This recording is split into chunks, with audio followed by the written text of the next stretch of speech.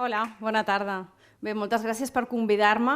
La veritat és que quan vaig rebre la proposta vaig sentir molt afalagada i realment no sóc teòrica, no pertanyo a cap associació i bàsicament el que puc fer és compartir-vos la meva experiència professional i les meves reflexions des de la meva feminitat. Hola? Cap allà? Sí, vale. Vaig tenir també el dilema de posar-li un títol a la xerrada, ja que, com que volia parlar de mi, no m'atrevia a parlar de dona i cinema perquè em semblava que hi ha moltes coses a dir dins d'aquest títol i jo no sóc la persona més adequada per parlar-ne perquè hi ha hagut moltes creadores, podem parlar de moltes problemàtiques, de molts temes i em sentia una mica superada perquè al final jo el que volia fer era, no sé, li he donat algun botó, vale. Era parlar de mi i compartir-ho per si algú li pot servir. I la veritat és que fa molt de temps que em ve al cap aquest vers que ja ha sortit abans de la Maria Mercè Marçal i realment hi he reflexionat molt. No? A l'atzar agraeixo 3 dons, haver nascut dona, de classe baixa i nació oprimida, i el tèrbol atzur de ser 3 voltes rebel.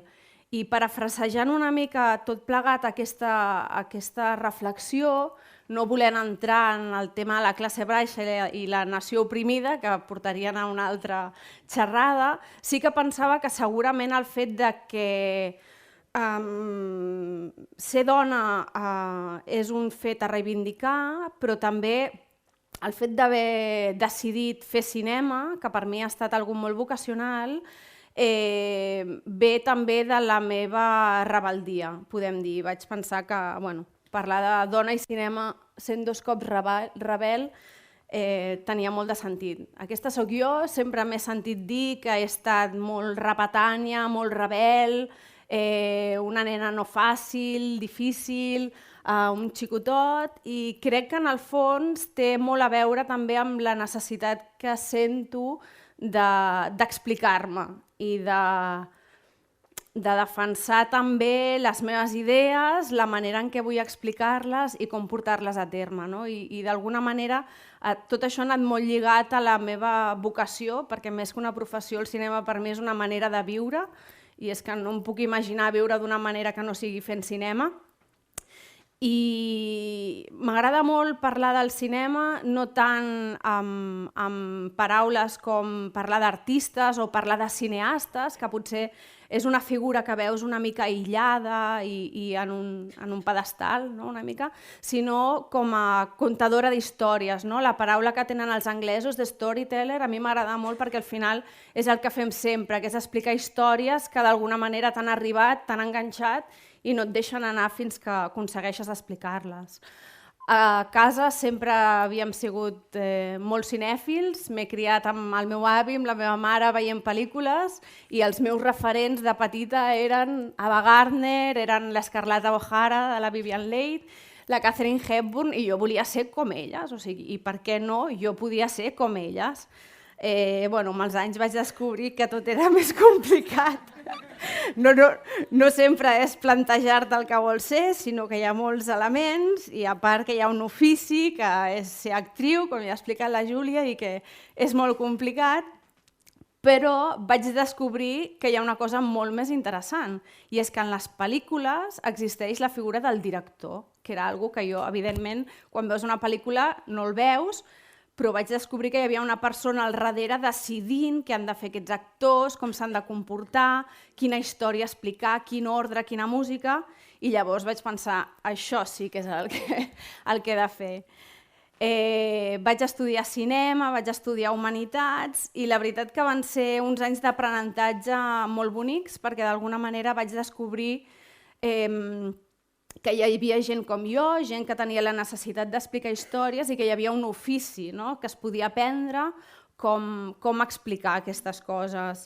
Però el que em va sorprendre i aquesta és una reflexió que faig a posteriori i que he fet molts anys després, és que no hi havia referents femenins. És a dir, jo vaig descobrir grans directors que em van apassionar, però no vaig descobrir directores. I en aquell moment per mi no era un problema, vull dir, de fet no és algo que em plantegés, perquè jo tampoc em reivindicava dins de la meva feminitat.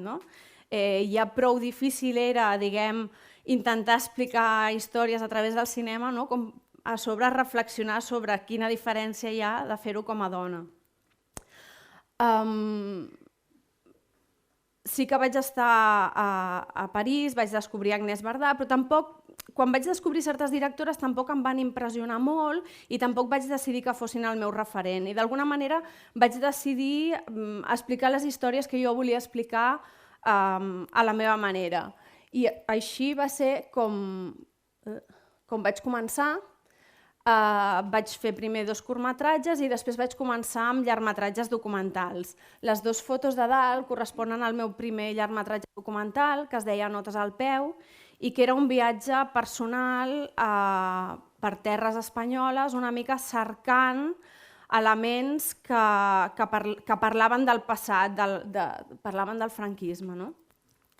El meu segon documental, veieu les 2 fotos de baix, es deia Hamada, i vaig estar convivint durant un temps als campaments saharauis. El personatge principal era un nen, en Dada, i va ser allí que es va incorporar molt fàcilment a la història un personatge femení molt important, que era la seva àvia, que realment era un personatge carregat d'història, carregat d'energia, i va ser una mica el primer moment en què un personatge femení va entrar a les meves històries. Fins llavors em va interessar molt parlar de l'exili, parlar del dolor d'abandonar i de separar-te d'aquells a què estimes.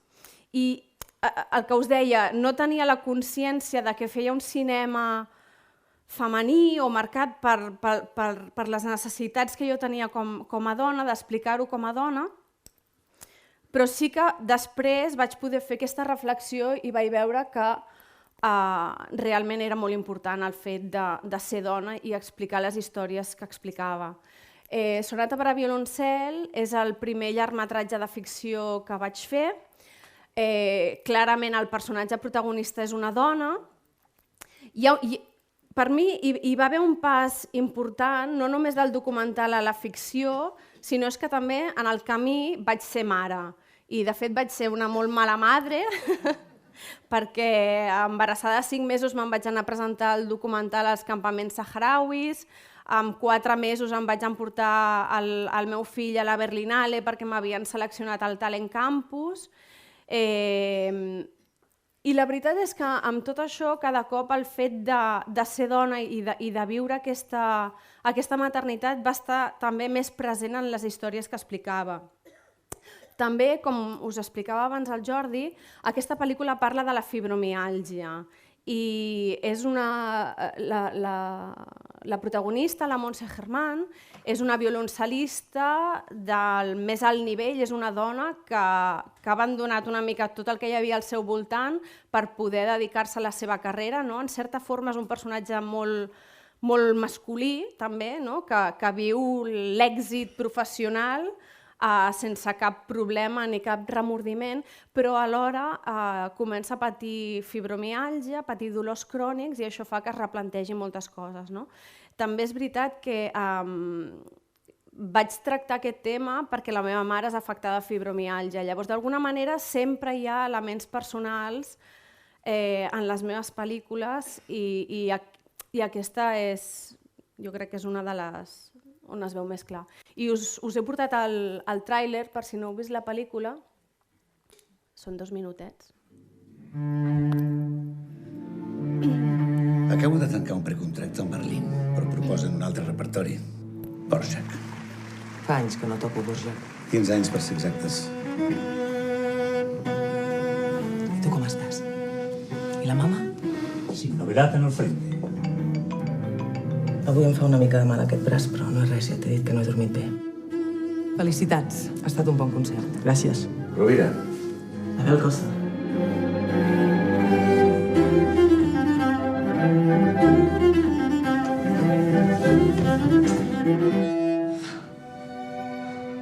Aquí també li fa mal? Sí, Aquí? també. Carla! Abel, avui no vull dormir sola. Júlia, estàs bé? He vingut fins aquí i no em diràs la veritat? Es tracta d'un cas molt clar de fibromiàlgia.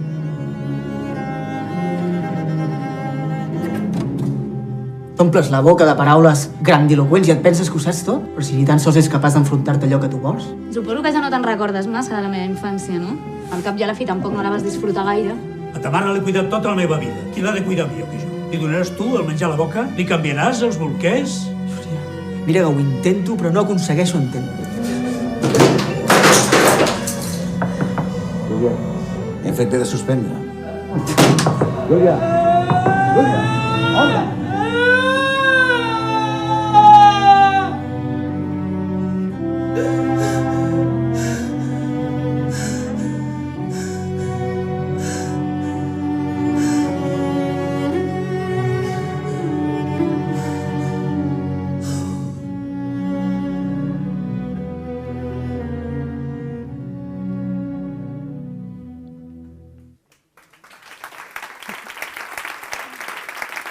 Gràcies. Bé, després d'això he fet una altra pel·lícula, la meva segona ficció, que és Barcelona 1714, que vam estrenar fa un parell de mesos, i també, de nou, el personatge principal és una noia, en aquest cas és una noia més jove, i també intenta transcendir una mica el que s'espera d'ella. Res, dir-vos simplement que segueixo treballant en projectes i i les dones segueixen sent personatges fonamentals en ells. El meu proper llargmetratge es diu Sinjar, va ser seleccionat al Festival de Cannes a la secció Atelier i parla novament de tres dones que tenen uns reptes terribles, unes vivències terribles i que d'alguna manera sento que són històries que necessiten explicar-se. Una d'elles és una esclava sexual, yazidí, una altra és una guerrillera kurda i una altra és una mare europea que veu com el seu fill desapareix i descobreix que ha marxat per unir-se als jihadistes d'Estat Islàmic. Estic escrivint una sèrie sobre Dolores Ibarruri, passionària. No sé si coneixeu el personatge, però us el recomano. Té una vida apassionant, com una dona nascuda a finals del segle XIX a les mines basques, perd 4 dels seus 6 fills en la misèria més absoluta abans de que facin 2 anys i aconsegueix transformar la seva lluita per convertir-se en una de les dones més importants durant la Guerra Civil Espanyola i en una de les caps del comunisme internacional. Una història fascinant. I estic treballant també en un documental sobre la Marta Torrecillas, segurament us sonarà aquesta imatge de l'1 d'octubre del 2017, és una noia que lamentablement es va fer molt coneguda per un ús complicat de la informació. És un documental que es diu Fake News i realment a mi m'ha costat pràcticament arribar als 40 anys per poder dir amb orgull el que us deia al principi, de que em sento orgullosa de ser dona i crec que el que faig ho faig perquè sóc dona i que tot va molt lligat. M'he trobat amb molts productors que no els ha interessat explicar les meves històries, no han confiat en mi i he hagut de passar de ser guionista i directora també a productora. Porto molt de temps aprenent parts d'oficis que no em tocarien o que no m'interessen gaire per poder explicar aquestes històries. Crec que són històries necessàries, crec que les dones hem de reivindicar que tenim una veu, que volem estar presents i aprofitar aquests moments per compartir aquestes experiències i per donar una mica el referent a gent més jove de saber que és possible explicar les nostres històries i fer-ho d'altra manera.